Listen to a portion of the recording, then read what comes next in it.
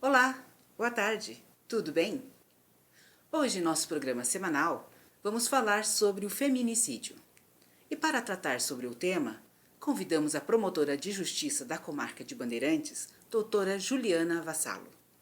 Ela explicou sobre as diversas situações de violência contra a mulher e também falou sobre o Dia Estadual de Combate ao Feminicídio, que foi dias atrás, em 22 de julho.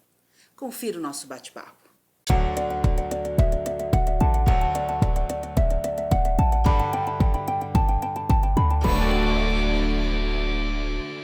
Amigos da Folha do Norte na Web, boa tarde, sejam todos bem-vindos para o programa dessa tarde.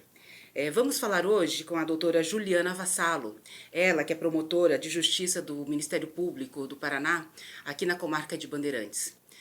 Doutora Juliana, muito obrigada por ter aceitado o nosso convite, tá? E para a gente conversar um pouco sobre esse tema tão importante, sobre o feminicídio, doutora. E eu gostaria de saber, primeiro, que poderia explicar para todos nós o que é o feminicídio. Muito obrigada, bom dia a todos. Boa tarde, boa noite, não sei em que horário vão assistir. Gostaria de agradecer imensamente a oportunidade de poder falar sobre feminicídio para vocês hoje aqui.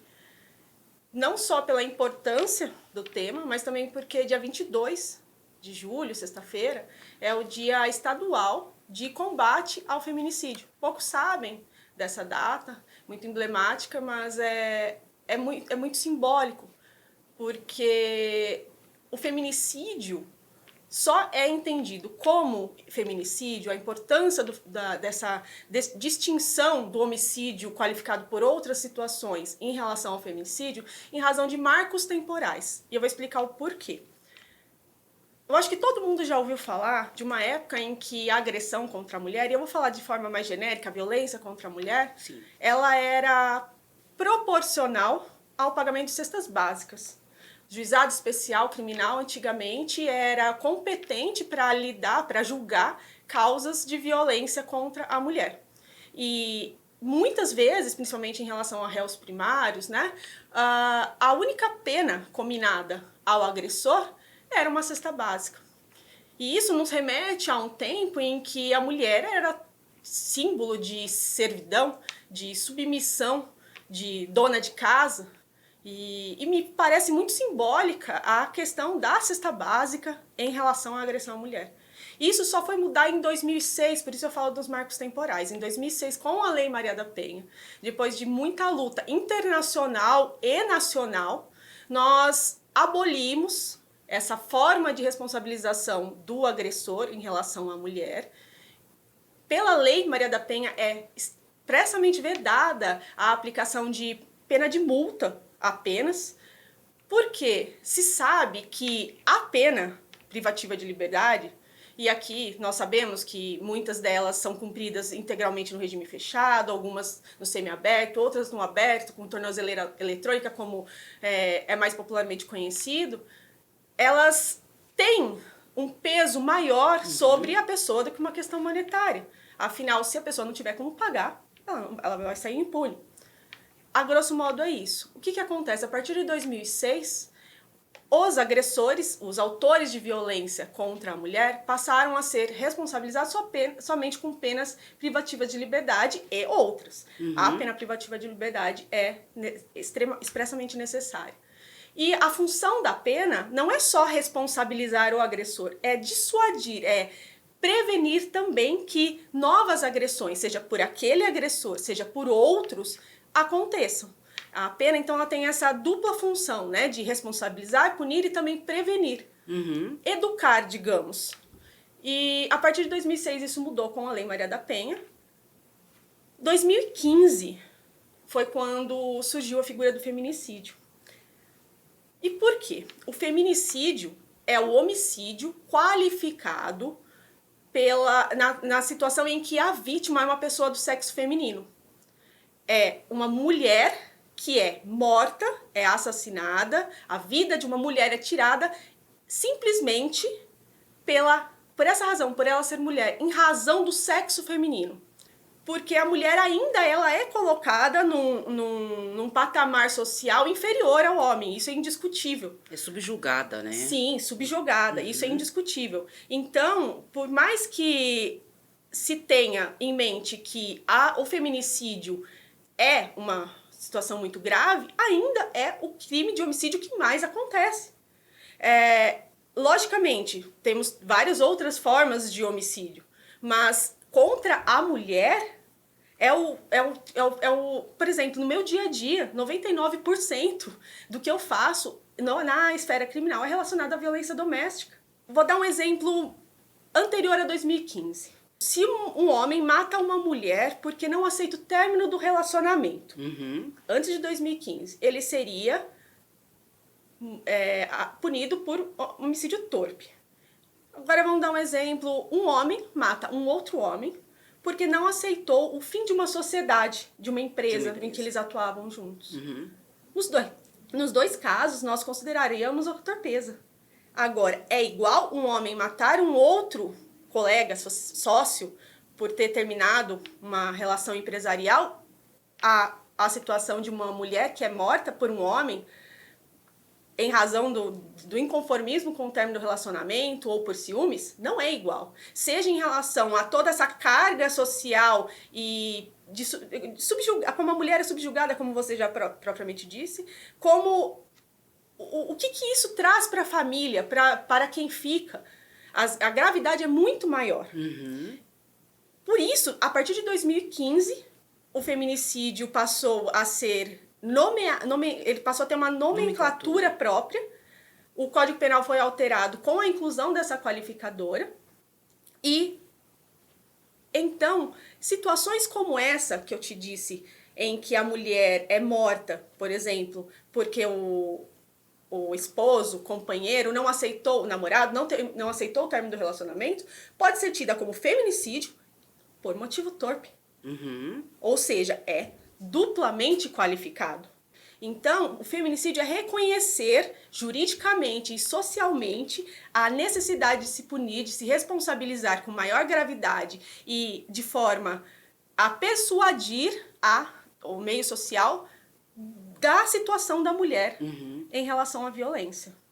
Doutora, os casos, assim, vamos ver os dados assim, no estado do Paraná, é alto? Sim. 2021 e 2020 e 2021, durante a pandemia, nós tivemos uma média de 220 casos no Paraná. 2021, pelo menos até onde são várias variantes, né, que consideram até se a mulher veio de outro estado e veio para cá, ou se ela nasceu aqui, mas a média é de que cada 2 dias ocorra um feminicídio no estado do Paraná. Isso é muito grave. Mais mulheres denunciaram situações que se aproximam do feminicídio. Tentativas de feminicídio, violências mais graves, não foram só ameaças. E me perdoem por esse só, na realidade o que eu quero dizer é que se antes nós tínhamos um número maior de ameaças, hoje nós temos um número maior de violência, efetivamente, da consumação da ameaça. O ato em si, né? Sim, do ato em si. Houve uma escalada na violência durante a pandemia em razão do isolamento social da mulher.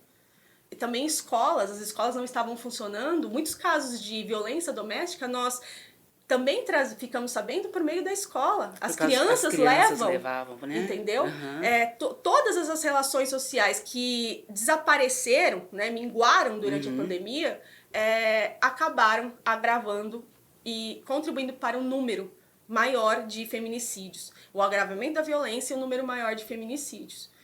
O ciclo da violência, ele é dividido em 3 etapas. Existe uma relação, na maior parte das vezes afetiva, familiar. Aumenta a tensão naquela relação. Uma discussãozinha começa a ficar um pouco mais grave, tem a questão da embriaguez, a questão de desemprego, essas situações sociais que normalmente não influenciariam uma relação comum, no seio familiar elas são mais agravadas. Então começa o aumento de tensão até que parte para o segundo estágio do ciclo, que é o ato de violência em si. E muitas vezes nesse ato de violência é que o homem vai tentar se se justificar. Então, não, é porque eu estava cansado, é porque eu não sabia o que eu estava fazendo, é porque eu estava depressivo, é porque eu estava embriagado. E a partir daí, do ato de violência, é que nós temos uma bifurcação do que acontece. Muitas vezes a mulher se sente empoderada, se sente capaz de levar essa situação aos órgãos públicos e muitas vezes não. Muitas vezes ela vai acolher aquela justificativa, vai entender que de fato era assim, de fato ela que tinha que ter tido um pouco mais de paciência. Sendo mais, como se diz, compreensiva. Mais compreensiva. E acaba aceitando. E acaba aceitando. E aí, o que acontece? O homem, aí é o terceiro estágio do ciclo da violência. O homem promete nunca mais fazer aquilo, ou ele tenta mostrar que ele vai melhorar, que ele não vai mais continuar naquela situação. É a famosa fase lua de mel. A mulher, ela acredita tanto naquela relação que ela tenta dar uma segunda chance. E aí ela tenta dar uma terceira chance. Ela tenta dar uma quarta chance. Só que aquela tensão que antes começou com uma ameaça, depois passou para um tapa na cara, ou alguma outra violência que muitas vezes nem deixa hematomas, nem deixa marcas, a chamada vias de fato, evolui para uma agressão grave, para uma violência grave, para uma lesão de natureza gravíssima com sequelas para o resto da vida, ou até para o feminicídio. A mulher que é vítima de feminicídio, ela já passou por várias vezes por esse ciclo sem fim de violência. Se a gente pegar todos os dados de feminicídio, eu posso te dizer com certeza de que a maioria delas ficou muito tempo dentro desse ciclo. De certa forma, o que leva a esse tipo de violência é de uma forma geral, né? Uma análise assim geral. A violência é o quê? Uma questão cultural, social, ou é uma mistura de tudo? Porque a gente às vezes percebe que é falta de uma estrutura emocional, psicológica né, da pessoa, da vítima ou do agressor, né? O que a gente, o que chega até você, né? E como é que você analisa nessa conjuntura? Eu acho que é uma mistura de todos esses fatores, mas o que acontece? Vamos separar as situações. É um fenômeno social porque, culturalmente, nós carregamos isso na evolução social. Só pela figura do feminicídio, nós temos hoje podemos verificar uma evolução social. Sim. Pelo pensamento social, mas essa cultura ainda existe. Por exemplo, uma mulher, antigamente, que era vítima de violência contra o homem, ela tinha que aceitar. Porque o homem, ele era proprietário dessa mulher. Sim. Se ele desconfiasse de traição, e isso eu não sei se eu posso até trazer esse tema muito importante para vocês, mas se ele desconfiasse de traição, de ciúmes, antigamente se aceitava a legítima defesa da honra. E isso é muito importante. Não existe legítima defesa da honra. Ninguém pode matar por acreditar que está sendo traído. Isso é uma questão que você pode discutir em outros âmbitos, que inclusive está sendo discutido. Nós estamos tentando abolir essas discussões no ambiente familiar também. O STF recentemente deixou isso muito claro. É inconstitucional a legítima defesa da honra. Matar por se sentir, por achar que está sendo traído. Que é um absurdo, né? Esse tipo de pensamento, né? Essa questão cultural, né? Doutora, e como é que, no caso, nós não temos, né, a delegacia da mulher aqui, né? Como é que funcionaria para essas mulheres, né, que precisam, que elas estão buscando apoio, elas querem denunciar, isso não só em Bandeirantes, mas na nossa região, em outros municípios, né? Sim. Como é que funcionaria? Quando não existe a delegacia da mulher no município, que é o exemplo de Bandeirantes, ainda assim a mulher pode se dirigir à delegacia de polícia, sempre existirá alguém capacitado a atendê-la. Aqui em Bandeirantes nós temos a Bárbara, que presta o serviço brilhantemente e tem muito cuidado em relação às vítimas. Sempre, se é um recado muito precioso que eu vou dar, é sempre registrar a ocorrência. A Polícia Militar também, o Ministério Público. O recomendável é que busque-se a polícia, porque é ela quem tem o aparato de atender aquela situação com mais rapidez. Nós, quando a mulher vai até o Ministério Público, nós ainda temos que acionar a polícia e buscar a autoridade. Né? Nós não temos esse aparato policial para atender a ocorrência naquele momento. Mas também estamos prontas a isso. E algo que eu gostaria até de tornar público aqui é que o Estado do Paraná, a PM trabalha com um aplicativo de celular que chama Botão Vermelho. Mas poucas pessoas conhecem essa possibilidade. E muitas vezes a mulher, com um clique, consegue acionar a PM. Porque agiliza a comunicação, garante a proteção da vítima naquele momento. Durante a pandemia, não sei se algumas pessoas também ficaram sabendo, mas foi instituída a campanha do sinal vermelho. O que é? A mulher aparece vai até uma farmácia, um supermercado, com um X vermelho na mão. Aqui em Bandeirantes não foi instituída essa campanha, não foi aderida à campanha, mas nós estamos tentando, ainda a passos lentos, tentar implementar isso para além do período pandêmico. A campanha do Sinal Vermelho tem regulamentação estadual, depende de termos de adesão, mas nada impede que nós torne ela possível, né? Então são 2 meios que dependem só da mulher. E acho possível instituí-los. É muito importante a mulher saber que ela tem todos os direitos processuais, de produzir provas, levar testemunhas, tirar foto, tudo que ela achar necessário. Uma amiga que viu um dia ela depressiva, uma amiga que a viu um dia com um machucado no braço, ou o chefe que sabe que ela não foi trabalhar várias vezes porque ela tinha sido agredida, ou até mesmo fotografias, né? Violência patrimonial também, muitas vezes, retenção de cartão de crédito. A questão da violência psicológica. 2021, o Código Penal foi alterado para incluir 2 crimes, o crime de stalking, crime de perseguição, e o crime de violência psicológica. A violência psicológica ela já era tida como um tipo de violência pela Lei Maria da Penha, mas não havia um tipo específico, um tipo penal específico, um crime punindo a conduta da violência psicológica. O que é violência psicológica? É causar um dano emocional à mulher, e aqui não é um dano patológico, não depende de uma perícia, isso seria uma lesão corporal. É a lesão corporal que denigre a integridade física ou psicológica da mulher. Se houver um CID, vamos falar em grosso modo, é lesão corporal. Lesão corporal. Se houver um dano emocional, a mulher, que ela é constantemente humilhada, a mulher ela é controlada, a mulher ela não tem mais autonomia em razão do comportamento do agressor na vida dela, ela passou a ser vítima de um tipo específico do crime de violência psicológica. É causar dano emocional à mulher por meio de ameaças, por meio de controle, por meio de qualquer tipo de comportamento que vise limitar o grau de autonomia dela, né? O crime de violência psicológica ele é subsidiário. O que eu quero dizer com isso? Ele só será aplicado quando o outro mais grave não estiver caracterizado, né? Por exemplo, uma lesão corporal que tem a pena mais grave, quando houver um dano patológico, ou também o crime de stalking, porque o próprio crime de stalking, ele abrange, de certa maneira, a violência psicológica, e a pena é superior.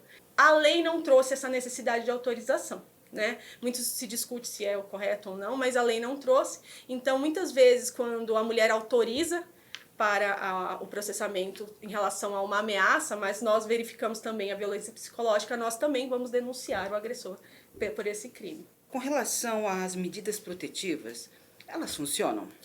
Funcionam. Qual é o grande problema das medidas protetivas? Quando ele primeiro, foi deferida uma medida protetiva. Tem vários tipos de medidas protetivas, as que são mais solicitadas pelas mulheres são o afastamento do lar, a proibição de aproximação, a proibição de qualquer tipo de contato. Uma vez deferidas essas medidas, o agressor precisa ser intimado. Muitas vezes ele se oculta para não ser intimado, ou ele não é localizado, e aí não por um comportamento dele, mas porque ele mudou de endereço e ninguém sabia. Enquanto ele não é intimado, essas medidas protetivas não estão valendo em relação a ele. Enquanto ele não é intimado, a mulher não está protegida por essas medidas protetivas.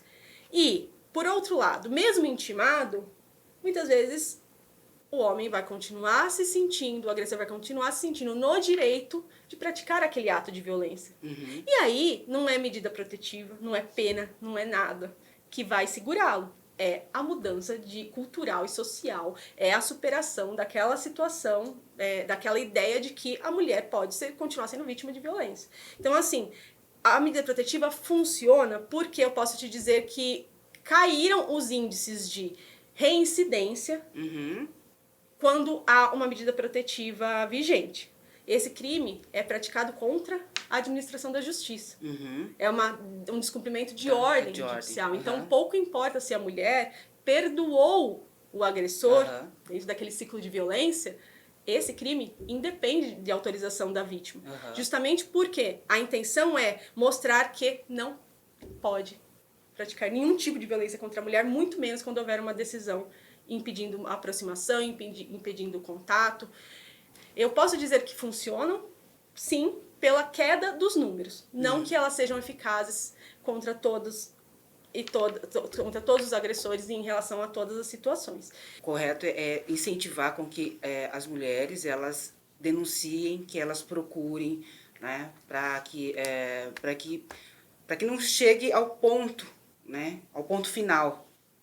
Projetos como alguns que nós estamos trabalhando aqui ainda muito inicialmente, mas de profissionalização da mulher, de buscar o acolhimento da mulher vítima de violência. O Estado está para aprovar uma lei que vai instituir as casas-abrigo. Alguns lugares já tem, mas ainda não há algo estadual sobre o tema. Então, assim, nós estamos caminhando, mas se a mulher se ela não interiorizar que ela não é inferior, se a mulher não entender o próprio poder que ela tem de mudar o curso da história dela, pode ser que a justiça consiga ajudá-la, pode ser que não. Então é muito importante sim que as mulheres também mudem o pensamento delas para consigo mesmas, né? Doutora, gostaria de colocar algumas considerações finais com relação a essa nossa entrevista. Por favor, deixa aberto. Gostaria novamente de agradecer a oportunidade. O feminicídio é um fenômeno social mundial, global. Em alguns locais, o Brasil ocupa no ranking mundial uma posição muito elevada de número de feminicídios anuais. Como eu te disse, no Paraná, em 2021, a média era de um caso de feminicídio a cada 2 dias. 99% do meu trabalho é violência doméstica na seara criminal. E o que eu vejo muitas vezes são as mesmas mulheres e os mesmos homens. Aqui em Bandeirantes não existe ainda um serviço de atendimento psicológico específico à mulher. Mas se a mulher necessitar de se entender como necessário de um atendimento psicológico, ela pode procurar o CAPS. O CAPS não tem um serviço próprio a isso. É algo que nós estamos tentando implementar também, mas ainda não existe. Mas o CAPS, sim, atende mulheres. Isso, às vezes, é muito importante. Às vezes, numa consulta, a mulher vai acordar para aquela situação. Doutora, muito obrigada pela participação aqui no nosso programa, no Jornal Folha do Norte. Boa tarde a todos e até a próxima vez.